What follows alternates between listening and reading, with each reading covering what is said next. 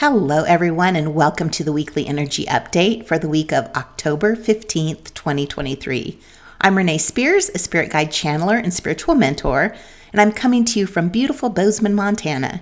Every Sunday, I share the energy for the week ahead, and I also infuse the show with some positive vibes, so you get a little positive energy boost just for listening. And I hope you were able to see the eclipse yesterday. It was so cool. And this new moon eclipse opened up an eclipse portal that will be in for the next 2 weeks until the lunar eclipse on the full moon in Taurus on October 28th. This 2-week portal is a powerful time for reflection, transformation, new chapters are starting, and fated events are happening. Eclipses are known for bringing big change, often unexpected. And now for the next 2 weeks, we're in this powerful portal of change and destiny. When we look back on our life's journey, there are definitely moments when we shift directions, when we can identify when things ended or began. And sometimes these new chapters start with blissful moments, like when we meet our person or start a new job or decide we want to go back to school. And sometimes the new chapters start with events that bring us to our knees. Eclipses are often at the heart of these changes. They bring the kind of cracking open that, when you look back on it, is the beginning of a new chapter of our lives. We may not always understand the purpose of the change at the moment, but we can trust that something important is being planted. This is the beginning of a new chapter of our lives that brings us closer to who we are. And if we know anything about transformation, it's that we can't control it. We have to trust in ourselves, trust in the process, trust in the universe, and know that no matter what happens, it is the beginning of a new, life-changing, and fated chapter. But the good thing about eclipses is that we can trust the direction they are guiding us in. Eclipses bring events in our lives that are part of the cosmic plan. But it's not that the eclipse makes something happen in our lives, but that we see things more clearly than we have before. These are important times for reflection, especially about what you need to let go of and move on from.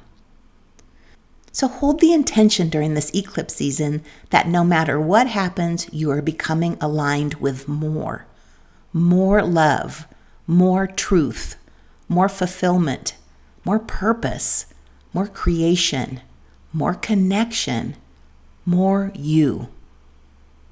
Now we can look forward to some post-eclipse clarity this week on Thursday and Friday when the Sun in Libra meets with Mercury in Libra, forming a cazimi. When Mercury is cazimi, meaning that it's within 1 degree of the Sun or at the heart of the Sun, it brings clarity, insights, breakthroughs, and downloads. So pay attention to the downloads you get this week. They're important.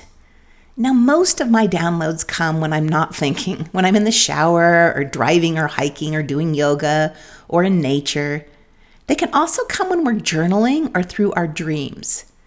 So it's almost impossible for me to get insights and messages when I'm trying.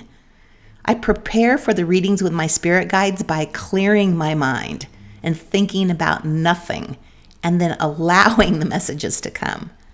So a couple weeks ago, I had a reading with someone on their birthday, and I really wanted to pass on some fabulous birthday messages. So I tried really hard to get the messages, and of course, heard nothing. And then coincidentally, Zoom happened to mess up for that reading and it had to be rescheduled. I totally knew Zoom malfunctioning happened because I was trying so hard to get those messages. So we did reschedule for the next day, and I didn't try this time. I just cleared my mind, and of course, lots of great messages came through. One of the things I really do love about my job is that the less I try, the better I am at it. It's very freeing. So you may want to have a notebook handy or use a voice recorder to catch all your downloads. Sometimes they come and go in a second, so pay a fucking attention this week. You may also want to do some free writing, like just let the ideas flow while you're journaling. This is also a fabulous time for tarot card reading, to cast runes, or even get a reading with me. I am having a double eclipse sale right now where you get two 30-minute sessions with me for only $111. There's a link in the show notes to take advantage of that sale. And what's super cool is I have a spiritual retreat client coming this week, and we're having a sound bath and cacao ceremony and our cards read. This is absolutely the perfect time for that. The Sun and Mercury are also activating the South Node of Fate, which sheds some light on the events of Saturday's eclipse, and perhaps foreshadowing the upcoming one too. So if you have been asking, WTF is going on? Why is this happening? What am I doing with my life? You should get some clarity this week. It is truly a gift having this happen during eclipse season. And all this transformation takes energy, and it may leave you feeling drained. So it's okay to rest and relax and allow time for the integration of these changes and to save energy for the next eclipse in 2 weeks. So this new moon was in Libra, which we know is about balance. So anything you can do to rebalance is a good idea. Yoga in particular is good for this, especially mountain pose, chair pose, tree pose. So if possible, get in a couple of yoga sessions this week. This is also the last week of Libra season before we move into Scorpio season.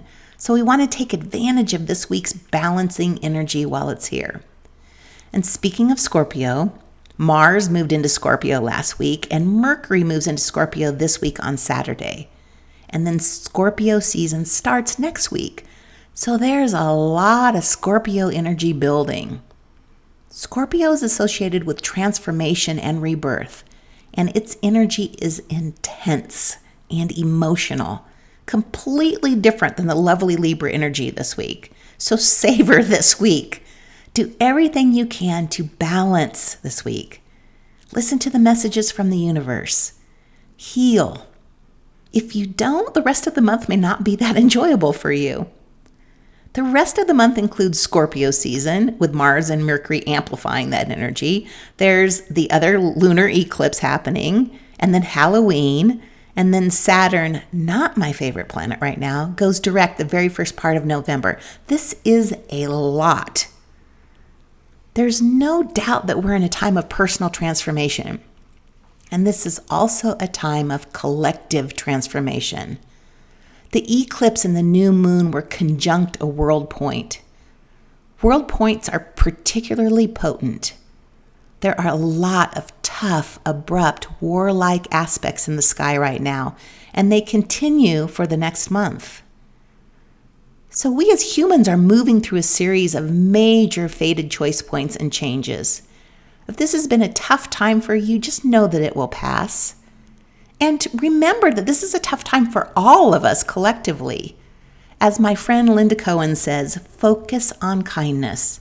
Kindness to others and to yourself. So slow down, rest, reflect, be intentional. Listen for messages from your higher self in the universe. Take advantage of the Libra energy this week to get in balance. And know that this will pass and will come out on the other side much stronger. And that's it for the week.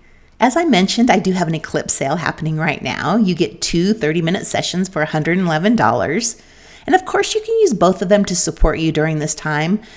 But what I would probably do is use one and then gift one to someone else.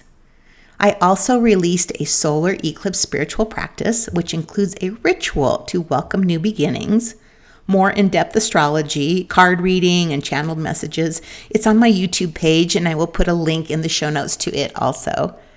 As always, thank you for subscribing, liking, commenting, and sharing this podcast with a friend that may find value in it. I'm going to the Straw Bale Maze today for hay rides and pumpkins. So take care of yourself this week, and I will talk to you again next week.